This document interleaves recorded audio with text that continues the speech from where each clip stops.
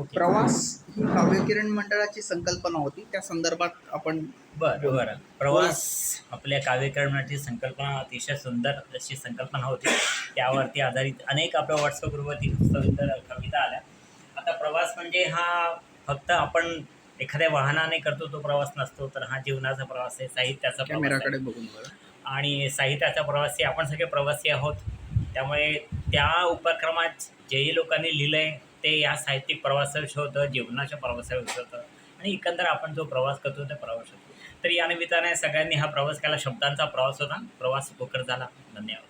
धन्यवाद. आणि चॅनेलचं नावच आहे ट्रॅव्हल एंटरटेनमेंट अकॅडमिक्स. तर चॅनेलच्या सुरुवातीलाच ट्रॅव्हल आहे, तर प्रवास हा मुळात मला प्रवास करायला आवडतं. आपण सगळे सभासद बघतोय आणि प्रवासाबद्दल खूप चांगल्या रचना यावर्षी यावेळेस या उपक्रमात काव्यकिरण मंडळातर्फे आल्या. सगळ्या रचनांचं आपण कौतुक करू, स्वागत करू आणि मनपूर्वक धन्यवाद. आणि थोडंसं प्रवासाबद्दल मी बोलतो.